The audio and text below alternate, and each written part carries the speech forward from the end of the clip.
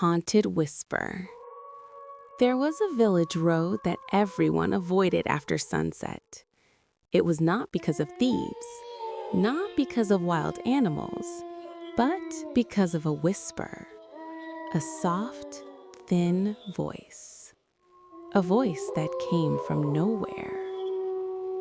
The villagers said if you walked alone on that road at night, you would hear someone whisper right behind your ear. Don't turn around. Most people laughed at the story until they heard it for themselves.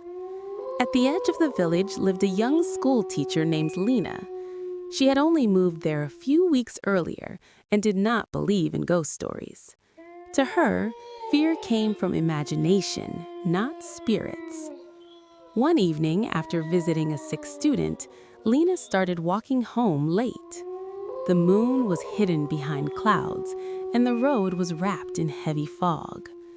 The trees on both sides stood like black shadows, silent and still. The night felt strange, too quiet. Even the insects had stopped making noise. Lena pulled her sweater tighter and kept walking. Her footsteps sounded unnaturally loud on the dirt road. Step, step, step. Then she heard another sound, a breath, very close behind her. She stopped. The sound stopped too. Lena slowly looked around, but the road behind her was empty. Only fog drifted between the trees. She forced herself to laugh. Just the wind, she whispered. Then she walked faster. A few moments later, she heard it again.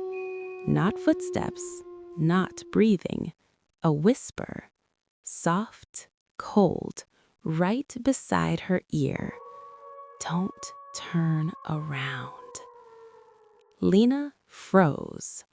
Her whole body went numb.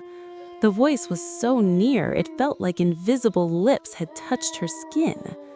She turned anyway. No one was there. But the fog behind her had become thicker. It twisted slowly, as if something inside it was moving. Lena's heart pounded. She began walking quickly, then faster, then almost running. Again, the whisper came. I said, don't turn around. This time it sounded angry. Lena ran. The village lights were just ahead. She could see the shape of her small wooden house. Her breath came in sharp gasps as she rushed inside and slammed the door shut. Silence.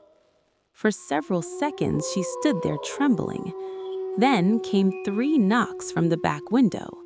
Knock, knock, knock. Lena stared toward the dark glass. Nothing.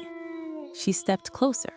And then, on the fogged surface of the window, words slowly appeared as if written by an unseen finger. You looked. Lena screamed and stumbled backward. The next morning, she told the villagers what had happened. The older women exchanged frightened looks. One old man lowered his head and muttered, "It found another one." Lena demanded the truth. At last, the village chief spoke. Many years ago, a girl named Nari had disappeared on that same road. She was only 17. She had been walking home alone after sunset. Some villagers said they heard her crying in the night. Others said they heard her begging for help. But no one went to help her. The next morning, they found her body in the fog near the roadside ditch, her face frozen in terror, her eyes wide open, and her mouth twisted as if she had died screaming. From that night on, whispers began haunting the road. Anyone who heard the whisper and turned around was never the same again. Some vanished. Some lost their minds. Some claimed they saw a girl standing in the fog with her head bent at an unnatural angle, her hair hanging over her face, whispering for someone to stay with her. Lena tried to forget the story, but strange things began happening in her house. Every night she heard whispering outside her bedroom window. Every morning, muddy footprints appeared on her floor, leading from the door to her bed. And every time she looked in the mirror, she thought she saw someone standing behind her for just a split second, watching, waiting. Then came the dreams. In every dream, Lena stood alone on the foggy road.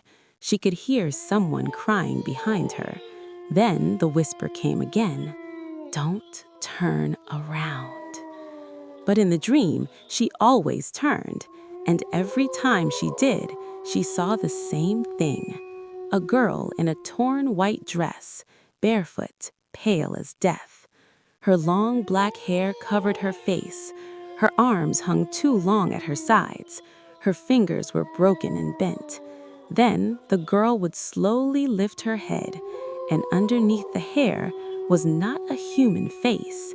It was darkness, a hollow, endless darkness, with two small white eyes floating inside it. Lena began sleeping with candles burning in every corner of the room. She hung holy strings over the doors. She prayed every night, but nothing helped. Because the whisper was no longer outside. It was inside her house, inside the walls, under her bed, behind her door. One night, just after midnight, Lena awoke to hear whispering directly beneath her bed. Her body locked with fear. She dared not move.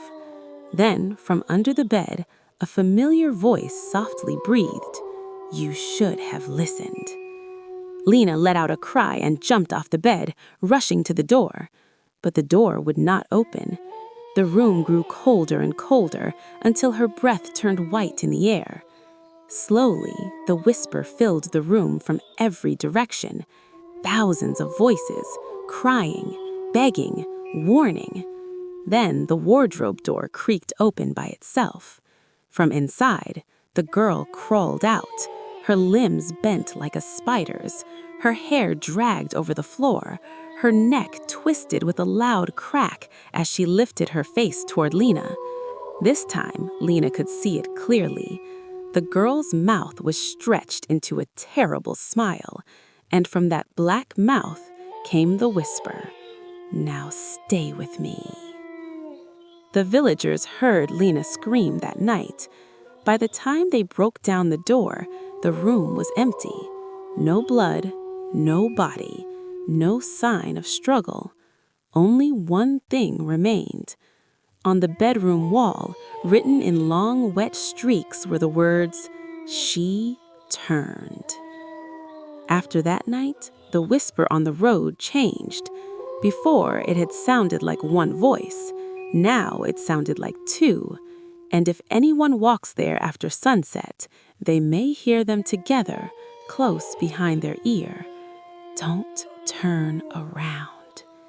And if they do, the fog will open up, and something will be waiting.